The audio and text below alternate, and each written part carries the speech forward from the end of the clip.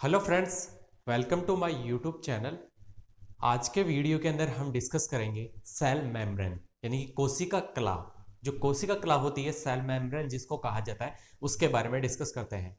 पहले वाले वीडियो के अंदर हमने डिस्कस किया जो सेल ऑर्गेनेल्स वगैरह, जनरली ब्रीफली जो सेल स्ट्रक्चर वगैरह होती है, ultra structure of the cell यानी कि जो सेल वगैरह होती है उसकी संरचना के बारे में हमने देखा। उसके अंदर सेल वॉल, सेल मेम्ब्रेन, जो साइटोप्लाज्म वगैरह है, उसके अंदर जो प्रेजेंट जो सेल ऑर्गेनेल्स वगैरह हैं उसके बारे में हमने जनरली देखा। तो आज का हमारा टॉपिक रहेगा सेल मेम्ब्रेन यानी कोशिका कला जिसको कहा जाता है। तो कोशिका कला वगैरह होती है तो उसकी डेफिनेशन सबसे पहले हम देखेंगे। उसके बाद में जो इसकी डिटेल वगैरह है, किसने इसको प्रोड्यूस वगैरह किया, उसके बारे में देखेंगे। ठीक है, तो सबसे पहले हम देखते हैं कोशिका कला यानी कि जिसको सेल मेम्ब्रेन कहा जाता है।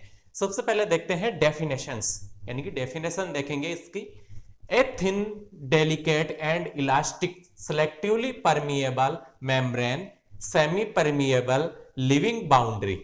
यानी कि इसका अर्थात मीन होता है यानी कि ए थिन यानी कि पतली, यानी कि एक पतली स्ट्रक्चर के समान संरचना वगैरह होगी। आप लोग देख पा रहे होंगे जो सेल मेम्ब्रेन है उसकी स्ट्रक्चर के बारे में। ठीक है, तो सेल मेम्ब्रेन कितनी जो थिन है, ए डेलिकेट यानी कि जो इलास्टिक वगैरह है, डेलिकेट वगैरह है।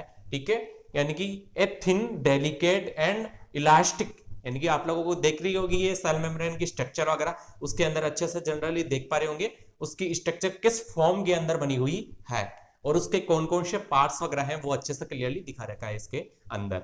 ठीक है, तो a thin, delicate and elastic यानी कि पतली होगी और लचीली होगी। ठीक है, selectively permeable membrane, selectively permeable का ये मतलब होता है उसके अंदर जो सेल स्ट्रक्चर वगैरह है ये, इसके अंदर सेलेक्टिवली जो पार्ट्स वगैरह हैं, ठीक है, जो सेलेक्टिवली जो पार्ट्स वगैरह होंगे वो ही क्या होंगे इसके अंदर एंटर कर पाएंगे।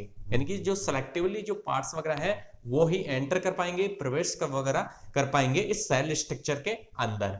And semi permeable living boundary, यानी कि ये क्या होती है, सेमी परमिएबल भी इसको बोल सकते हैं, यानी कि selectively permeable and semi permeable भी इसको बोल सकते हैं। यानी जो सेलेक्टिवली पार्ट्स वगैरह होंगे वो ही, जो मॉलिक्यूल्स वगैरह होते हैं वो ही इसके अंदर प्रवेश कर पाएंगे। अन्यथा जैसे क्या होता है कि जो बॉडी वगैरह होती है हमारे, उसके एंटीजेंस वगैरह भी बाहर से कोई फॉरेजिन एंटीजेंस वगैरह हैं वो बॉडी के अंदर एंटर वगैरह कर रहे हैं, तो उनके लिए क्या है कि प्रतिरोधक के रूप के अंदर एंटीबॉडीज वगैरह बनती है। तो उसी तरीके से ये क्या है कि जो हमारी बॉडी का जो भी पार्ट वगैरह होगा, यानी कि जैसे बोल सकते हैं सेमी परमिएबल, यानी कि सेलेक्टिवली परमिएबल, यानी कि जो पार्ट्स वगैरह होंगे सेलेक्टिवली वो ही एंटर कर पाएंगे इस सेल स्ट्रक्चर के अंदर। इसके बाद में हम देखते हैं नेक्स्ट जो इसकी डेफिनेशंस वगैरह है। यह जो प्लाज्मा झिल्ली जिसको कहा जाता है सेल मेम्ब्रेन या प्लाज्मा लेमा के नाम से भी जाना जाता है, या बायोलॉजिकल मेम्ब्रेन भी इसको कहा जाता है।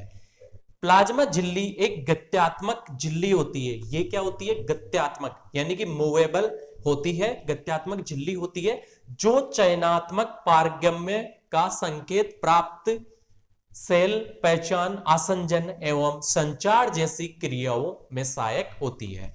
ये क्या होती है, जनरली जो सेल वगैरह होती है, प्लाज्मा झिल्ली वगैरह, वो क्या करती है, गत्यात्मक झिल्ली तो होती ही है क्योंकि वो क्या होगी, ए थिन डेलिकेट यानी कि बहुत ही लचीली एवं पतली वगैरह होगी। उसके अंदर सेलेक्टिवली जो पार्ट्स वगैरह हैं वो ही एंटर कर पाएंगे उसके अंदर। जो चयनात्मक पारगम्य, यानी कि चयनात्मक पारगम्यता का मतलब ये हो गया, यानी कि selectively permeable membrane, selectively permeable, या फिर हम कह सकते हैं semi permeable living boundary, semi permeable and living boundary, यानी कि चयनात्मक पारगम्य का संकेत प्राप्ति, सेल पहचान, यानी कि जो सेल वगैरह है, फोरेजिन सेल्स वगैरह तो नहीं है, यानी कि जो फोरेजिन एंटीजेंस वगैरह होते हैं वो तो नहीं है, सेल पहचान, आसंजन एवं संचार जैसी क्रियाओं में सहायक होती है। यानी कि संचार जैसी क्रिया वगैरह है उनके अंदर ही क्या होगी, ये सहायक होती है जो सेल मेम्ब्रेन होती है। ठीक है, यह सेल की सीमा बनाते हुए सेल के आंतरिक वातावरण को बाह्य वातावरण से अलग रखती है। ये क्या करती है, जनरली जो सेल वगैरह होती है उसके चारों ओर आउटर कवरिंग वगैरह तो बनाएगी ये, ठीक है, जो सेल वगैरह है, ये डायग्राम आप लोगों को दिख रहा होगा, ठीक है। इस सेल के अंदर क्या करेगी, आउटर कवरिंग, यानी कि बाहर से कवरिंग वगैरह करेगी सेल को, ठीक है, बाहर से कवर वगैरह कर लेगी सेल्स वगैरह को। और इसके अंदर जो सिलेक्टिवली पार्ट्स वगैरह है, एंटीजेंस वगैरह, फोरेजिन एंटीजन नहीं आए, ठीक है, जो सिलेक्टिवली पार्ट्स वगैरह है उन्हीं को क्या करेगी, एंटर करने देगी। उसके बाद में ये क्या करती है, जो बाह्य वातावरण वगैरह है और जो आंतरिक वातावरण है उन दोनों को अलग करने का कार्य ये करती है। यानी कि इसको बोल सकते हैं हम intracellular environment and extra cellular environment. क्या कहा जा सकता है इसको, intracellular environment and extra cellular environment को क्या करने का कार्य करती है, ये सेपरेट करने का कार्य करती है, ठीक है। जो इनर वाला होगा, ठीक है, जो आंतरिक वातावरण वगैरह होगा उसको इंट्रासेल्युलर एनवायरनमेंट के नाम से जाना जाता है। और इसके बाद में जो इंट्रासेल्युलर तो हो ही गया, ठीक है, जो आंतरिक वातावरण है इंट्रासेल्युलर एनवायरनमेंट वगैरह, और जो बाह्य वातावरण है एक्स्ट्रा सेल्युलर एनवायरनमेंट, तो इन दोनों को क्या करेगी, ये बाहर यानी कि सेपरेट करने का कार्य करती है। जनरली इसको सेपरेट करने का कार्य करती है सेल मेम्ब्रेन। इसके बाद में देखते हैं इसे जीव द्रव्य कला, यानी कि जीव द्रव्य कला, प्लाज्मा लेमा जिसको कहा जाता है, वो किस साइंटिस्ट ने वर्ड प्रोड्यूस किया, उनका नाम था जैक्यूब प्लो 1831 ने। यानी कि जो जैक्यूब प्लो नामक जो साइंटिस्ट वगैरह थे, उन्होंने क्या किया, प्लाज्मा लेमा वर्ड दिया था। क्या नाम दिया था, प्लाज्मा लेमा, जिसको क्या कहा जाता है, को जीव द्रव्य कला के नाम से जाना जाता है, ठीक है। तो ये क्लियर हो गया होगा, जैक्यूब प्लो ने 1831 के अंदर प्लाज्मा लेमा वर्ड यानी कि जीव द्रव्य कला दिया था। कोशिका कला, यानी कि जिसको सेल मेम्ब्रेन कहा जाता है, कोशिका कला, सेल मेम्ब्रेन, सेल मेम्ब्रेन जो वर्ड वगैरह था वो प्रोड्यूस वगैरह किया था सी नेगेली एम सी कैमर नामक जो साइंटिस्ट वगैरह थे, उन्होंने 1855 के अंदर इन्होंने ये वर्ड प्रोड्यूस किया था। यानी कि कोशिका कला जिसको कहा जाता है सेल मेम्ब्रेन, वो किन साइंटिस्ट ने दिया था, सी नेगेली एम सी क्रेमर नामक जो साइंटिस्ट वगैरह थे, 1855 में उन्होंने ये वर्ड जो टर्म्स वगैरह थी वो प्रोड्यूस किया। सेल मेम्ब्रेन, यानी कि सेल मेम्ब्रेन वगैरह होती है, एंड जो प्रोटोप्लाज्म, सेल मेम्ब्रेन एवं जो प्रोटोप्लाज्म मिलकर किसका निर्माण करते हैं, प्रोटोप्लास्ट का निर्माण करते हैं। किसका निर्माण करेंगे, ये प्रोटोप्लास्ट का निर्माण करेंगे। एक तो सेल मेम्ब्रेन यानी कि जो कोशिका कला वगैरह होती है वो, एवं प्रोटोप्लाज्म, ये जो जीव द्रव्य वगैरह होगा वो क्या करेगा, किसका निर्माण करेगा, प्रोटोप्लास्ट का निर्माण करता है। इसके बाद में है, नोट करके मैंने लिख रखा है, जनरली आप लोग बता रहा हूं, ठीक है। इसके अंदर क्या होगा कि कोशिका में उपस्थित रिक्तिका की झिल्ली में ट्रोनोप्लास्ट कहा जाता है। यानी कि जनरली इसके अंदर क्या होगा, कोशिका जो सेल्स वगैरह होती है उनके अंदर उपस्थित रिक्तिका की झिल्ली को, जो रिक्तिका वगैरह प्रेजेंट वगैरह होती है उनके अंदर, उसकी झिल्ली को क्या कहा जाता है, टोनोप्लास्ट कहा जाता है। क्या कहा जाता है, टोनोप्लास्ट कहा जाता है। जबकि कोशिका में उपस्थित कोशिकांगों की झिल्ली को, यहां पे तो क्या बोला जा रहा है, कोशिका में उपस्थित रिक्तिका की झिल्ली, वो रिक्तिका है ना, उन्हीं उसकी झिल्ली को तो क्या बोल रहे हैं, टोनोप्लास्ट। क्या कहा जा रहा है, टोनोप्लास्ट। एवं जो कोशिका वगैरह है उसके अंदर उपस्थित जो कोशिकांग वगैरह है उसकी झिल्ली को क्या कहा जाता है, बायो मेम्ब्रेन कहा जाता है। क्या कहा जाता है, बायो मेम्ब्रेन के नाम से उसको जाना जाता है। और जो पारगम्यता के आधार पर जो प्लाज्मा मेम्ब्रेन है उसको निम्न पार्ट्स के अंदर डिवाइड किया गया है, वो तो अभी देखेंगे जनरली।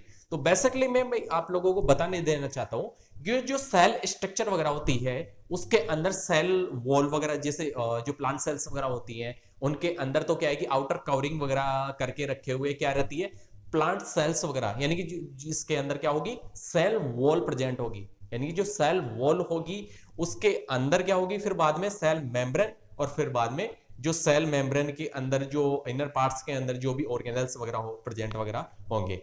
लेकिन जो एनिमल सेल्स वगैरह होती है उसके अंदर सेल वॉल तो प्रेजेंट वगैरह होगी नहीं, जो सेल मेम्ब्रेन है वो ही प्रेजेंट वगैरह होती है उसके अंदर। जैसे कोई पात्र वगैरह है उसके अंदर जैसे एनिमल सेल्स वगैरह को डालते हैं, ठीक है। तो एनिमल सेल को डालने पर क्या होता है, वो फट जाती है एक तरीके से, उसकी बॉडी वगैरह है वो डिकम्पोज हो जाती है एक तरीके से, ठीक है। तो जैसे ही कोई पात्र वगैरह है उसके अंदर जैसे ही एनिमल सेल्स वगैरह को डालते हैं तो वो फट जाती है।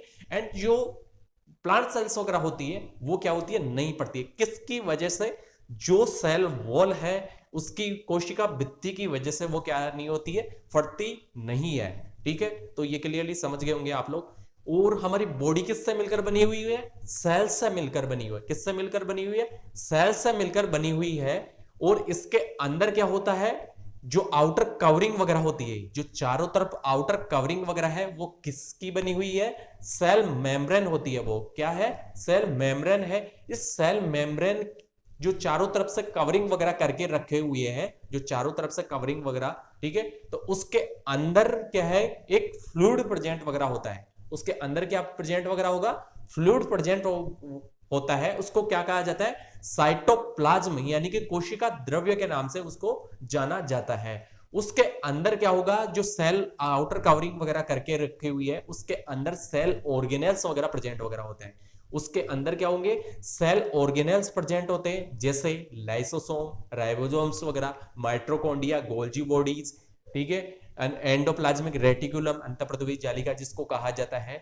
और भी जो भी सेल ऑर्गेनेल्स वगैरह हैं, न्यूक्लियस, न्यूक्लियोइड वगैरह जो भी है वो उसके अंदर क्या होंगे, प्रेजेंट वगैरह होंगे। मिड वाले पार्ट के अंदर जो न्यूक्लियस वगैरह है वो प्रेजेंट वगैरह होगा। जो चारों तरफ से कवरिंग कौन करके रखे हुए है, जो सेल मेम्ब्रेन है वो करके रखे हुए हैं चारों तरफ से कवरिंग वगैरह। इसको सेल मेम्ब्रेन को क्या कहा जाता है, प्लाज्मा लेमा के नाम से भी जाना जाता है, बायोलॉजिकल मेम्ब्रेन के नाम से भी जाना जाता है, और सेल मेम्ब्रेन के नाम से भी इसको जाना जाता है। इसके अंदर क्या होता है कि जनरली जो इसकी स्ट्रक्चर वगैरह है उसका फॉर एग्जांपल हम बात करें, जो ऑरेंज वगैरह होती है, ऑरेंज, ठीक है। तो ऑरेंज का एग्जांपल लेके हम उसकी जो बॉडी स्ट्रक्चर है उसके बारे में देखते हैं, ठीक है। तो ये हमारे पास में ऑरेंज वगैरह है, ठीक है। तो ये क्या है, एक ऑरेंज वगैरह है। तो इस ऑरेंज के अंदर क्या होगा, जो आउटर कवरिंग वगैरह है, इस ऑरेंज की आउटर कवरिंग, यानी कि फॉर एग्जांपल से मैं बता देना चाहता हूं, यानी क्लियरली पिक्चर हो जाए, ठीक है। तो इस जो ऑरेंज वगैरह है उसकी जो आउटर कवरिंग है, ये बाहर जो आउटर कवरिंग वगैरह है बनाई हुई है, वो क्या होती है, सेल मेम्ब्रेन होती है। क्या होती है, सेल मेम्ब्रेन होती है। जो इसके अंदर वाले पार्ट के अंदर देखो, इसके अंदर हम देखते हैं, इसको जैसे ही छीलेंगे जो आउटर कवरिंग वगैरह है सेल मेम्ब्रेन वाला पार्ट वो तो हट जाएगा, लेकिन जो इसके अंदर प्रेजेंट वगैरह है फ्लूइड, उसको साइटोप्लाज्म कहा जाता है। क्या कहा जाता है, साइटोप्लाज्म कहा जाता है। और इसके अंदर क्या प्रेजेंट वगैरह होंगे, सेल ऑर्गेनेल्स, जो न्यूक्लियस वगैरह होगा वो प्रेजेंट वगैरह होंगे इसके अंदर। तो ये वाली कवरिंग वगैरह है, ये कवरिंग वगैरह चारों तरफ से इसको घेरे हुए है, ये कवरिंग वगैरह। तो ये वाली क्या है, सेल मेम्ब्रेन। फॉर एग्जांपल हम बात कर रहे हैं इसकी ऑरेंज वगैरह का लेके एग्जांपल, ठीक है। तो ये क्या है, आउटर कवरिंग, यानी कि जो बाहर से इसको घेरे हुए है, ठीक है, कवर वगैरह किए हुए हैं। तो ये क्या है, सेल मेम्ब्रेन है। और जो इसके अंदर इंटर वाले पार्ट के अंदर जो फ्लूइड वगैरह प्रेजेंट है वो साइटोप्लाज्म वगैरह कहा जाता है। एंड जो इसके अंदर इंटरनली फॉर्म के अंदर होंगे वो क्या होते हैं, सेल ऑर्गेनेल्स प्रेजेंट होते हैं। इसके अंदर क्या प्रेजेंट होंगे, सेल ऑर्गेनेल्स। तो इसका एग्जांपल ऑरेंज का हम लेके इसको देख सकते हैं, ठीक है। तो ये क्लियरली अच्छे से समझ में आ गया होगा आप लोगों को, ठीक है। तो ऑरेंज का एग्जांपल लेके हम समझ सकते हैं। इसके बाद में हम बात करते हैं, जो पारगम्यता के आधार पर प्लाज्मा मेम्ब्रेन निम्न प्रकार की होती है। जो ये वाला पार्ट अभी देखा है, जो ऑरेंज की स्ट्रक्चर के रूप के अंदर, ठीक है। तो उसी को जो अलग अलग इसके पार्ट्स वगैरह हैं पारगम्यता के आधार पर उसको देखते हैं। एंड जो सेल मेम्ब्रेन वगैरह होती है वो क्या है कि 3 लेयरों के द्वारा बनी हुई होती है, ठीक है। उसके अंदर ऊपर वाले के अंदर क्या होगा, प्रोटीन लेयर्स वगैरह होती है, जस्ट नीचे प्रोटीन लेयर होगी, और मिड के अंदर क्या होगी, जो लिपिड कंटेंट वगैरह होता है, यानी कि प्रोटीन्स, लिपिड्स एंड कार्बोहाइड्रेट्स से ये मिलकर बनी हुई होती है। इनकी अलग अलग प्रतिशतता भी होती है, यानी कि प्रोटीन कंटेंट है 40% होगा, और जो लिपिड कंटेंट वगैरह है वो 10% वगैरह होगा, और 1 से 2% वगैरह होगा जो कार्बोहाइड्रेट्स वगैरह होंगे। तो इसकी जो अलग अलग स्ट्रक्चर के अंदर कौन कौन प्रेजेंट वगैरह हैं, यानी किससे मिलकर बनी हुई है, उसके बारे में तो देखेंगे बाद में। सबसे पहले देखते हैं हम जो पारगम्यता के आधार पर प्लाज्मा मेम्ब्रेन निम्न पार्ट्स के अंदर, यानी कि किन किन पार्ट्स के अंदर इसको डिवाइड किया गया है, जैसे पूर्ण पारगम्य, अर्ध पारगम्य, इस तरीके से है, तो इसको देखते हैं। तो जनरली ये समझ में आ गया होगा, इसको नोट कर लीजिए। पारगम्यता के आधार पर जो सेल मेम्ब्रेन है उसको 3 पार्ट्स के अंदर डिवाइडेड किया गया है। एक है पारगम्य, अर्ध पारगम्य एंड पूर्ण पारगम्यता के आधार पर इसको डिवाइड किया गया है। ठीक है, पारगम्य, अपारगम्य और अर्ध पारगम्य के अंदर इसको डिवाइड किया गया है, जिसको कहा जाता है permeable, non permeable, semi permeable. जो सेलेक्टिवली सेमी परमिएबल के बारे में हमने पहले डिस्कस वगैरह किया था, जो सेल वगैरह है उसके आउटर कवरिंग वगैरह होती है, तो थिनी डेलिकेट वगैरह सेमी परमिएबल होती है, सेलेक्टिवली परमिएबल एवं सेमी परमिएबल होती है। जो सेलेक्टिवली जो मॉलिक्यूल्स वगैरह होंगे, पार्ट्स वगैरह, आयन वगैरह, तो वो ही एंटर कर पाएंगे इसके अंदर। तो देखते हैं हम एक एक करके इसको। सबसे पहले देखते हैं जो पारगम्य है, परमिएबल जिसको कहा जाता है, उसके बारे में देखते हैं। यह आयनों एवं अणुओं हेतु पूर्ण पारगम्य होती है। जो सेल्स वगैरह होती है जो पूर्ण पारगम्य होगी, वो जिसको क्या कहा जाता है, परमिएबल। यह आयनों, जो आयंस वगैरह होंगे, एंड जो अणुओं हेतु ये क्या होगी, पूर्ण पारगम्य, यानी इसके आर पार जो आयंस वगैरह हैं वो आ जा सकते हैं। ठीक है, नेक्स्ट है अपारगम्य, नॉन परमिएबल, इसके अंदर जो मॉलिक्यूल्स वगैरह है वो नहीं आ जा सकते हैं। ठीक है, तो अपारगम्य, नॉन परमिएबल जिसको कहा जाता है, यह आयनों एवं अणुओं हेतु अपारगम्य होती है। यानी कि जो नॉन परमिएबल है, यानी कि डेफिनेशन वैसे ही पता चल रही है इसकी। ठीक है, अपारगम्य होगी अणु एवं आयनों के लिए, अर्थात इसमें किसी भी प्रकार का विनिमय नहीं होता है। विनिमय यानी कि आवागमन जिसका होता है, जो आयंस वगैरह, मॉलिक्यूल्स वगैरह होते हैं उनका, तो इसके अंदर नहीं पाया जाएगा जनरली। ठीक है, नेक्स्ट है अर्ध पारगम्य, सेमी परमिएबल जिसको कहा जाता है, सेमी परमिएबल। इस प्रकार की झिल्ली में कुछ निश्चित आमाप के अणुओं व आयनों का विनिमय होता है, यानी कि सेमी परमिएबल या सेलेक्टिवली परमिएबल। तो सेमी का मतलब ये होता है, यानी कि जो मॉलिक्यूल्स वगैरह होंगे, जो प्लाज्मा झिल्ली वगैरह होगी, ठीक है, जो प्लाज्मा मेम्ब्रेन, सेल मेम्ब्रेन जिसको कहा जाता है, ठीक है, सेल मेम्ब्रेन, कोशिका कला वगैरह होगी ना, वो क्या होती है, उसके अंदर सेमी परमिएबल, यानी कि जो मॉलिक्यूल्स वगैरह होंगे वो उसके अंदर आ जा सके, इतने ही आकार के होंगे वो। ठीक है, जो सेमी होंगे इसमें कह रहा है, यानी कि निश्चित आमाप, उनका क्या होगा, जो आकार एवं साइज वगैरह है वो निश्चित होगी, तभी वो क्या करेंगे, आ जा सकेंगे, विनिमय हो पाएगा उनका। ठीक है, तो निश्चित आमाप के अणुओं एवं आयनों का विनिमय होता है इनके अंदर। पादप कोशिकाओं में सेल मेम्ब्रेन, यानी कि कोशिका कला, कोशिका भित्ति एवं कोशिका द्रव्य के मध्य पाई जाती है।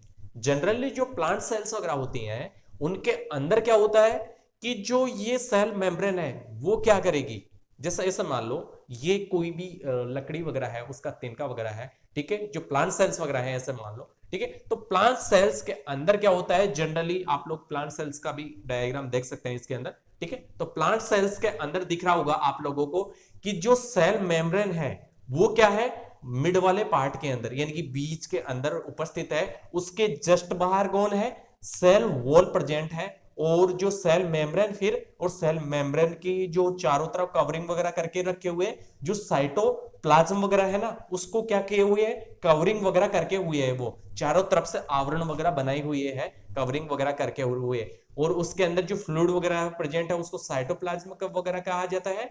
एंड जो उसके अंदर क्या प्रेजेंट होंगे, सेल ऑर्गेनेल्स जिसको कहा जाता है कोशिकांग के नाम से जाना जाता है। तो प्लांट सेल के अंदर आप लोग जनरली देख सकते हैं।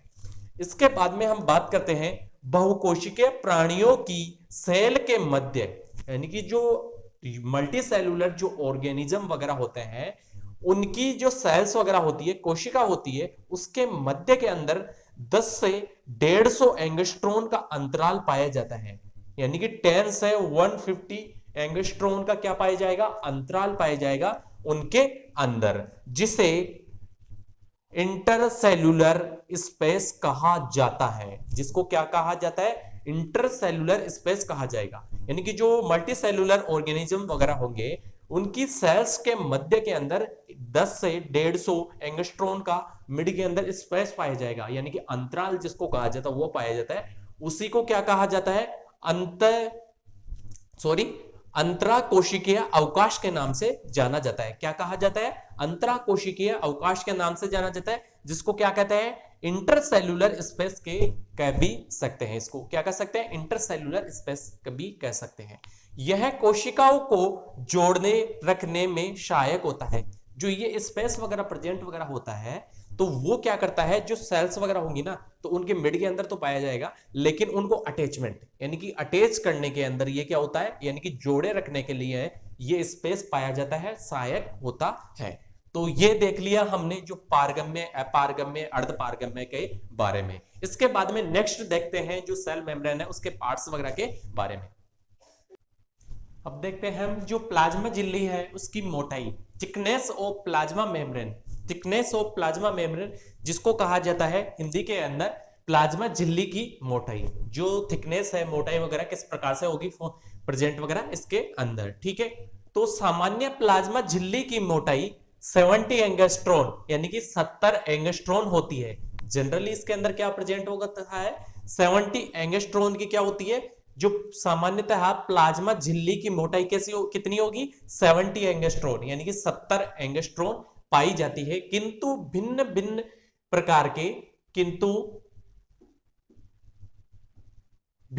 प्रकार की कोशिकाओं में यह 60 से 100 एंगस्ट्रॉन मोटाई की पाई जाती है, यानी कि 60 से 100 एंगस्ट्रॉन की क्या होगी, ये प्रेजेंट वगैरह होती है। यानी कि अलग अलग प्रकार की जो सेल्स वगैरह हैं उनके अंदर क्या होगी, ये 60 से 100 एंगस्ट्रॉन की पाई जाती है, जो इसकी थिकनेस वगैरह होती है, मोटाई वगैरह होती है प्लाज्मा मेम्ब्रेन की, जो सेल मेम्ब्रेन वगैरह है उसकी, प्लाज्मा लेमा की, ठीक है। तो इसके अंदर क्या है कि प्लाज्मा झिल्ली के रंध्र यानी कि जो स्पॉट्स वगैरह होते हैं, ठीक है, वो किस प्रकार से इसके अंदर प्रेजेंट वगैरह है वो देखते हैं हम जनरली इसके अंदर, ठीक है।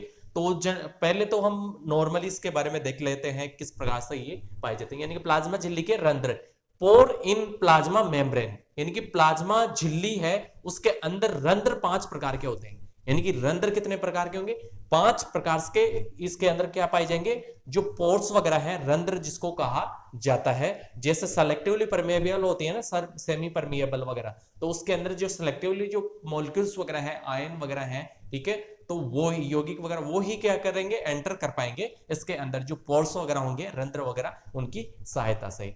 तो आई होप ये सारी चीजें आप लोगों को समझ में आ गई होगी। सेल्स, जो सेल मेम्ब्रेन वगैरह है उसकी जो अभी स्ट्रक्चर वगैरह के बारे में नॉर्मली जो डिस्कस वगैरह किया, ठीक है, तो उसके बारे में आप लोगों को पारगम्य है, अपारगम्य, अर्धपारगम्य वगैरह है उसकी डेफिनेशंस वगैरह देख ली, तो आप लोगों को सभी को समझ में आ गया होगा। और अभी तक आप लोगों ने हमारे चैनल को सब्सक्राइब भी नहीं किया है तो सब्सक्राइब करें, ताकि आने वाला नोटिफिकेशन आप लोगों को मिलता रहे।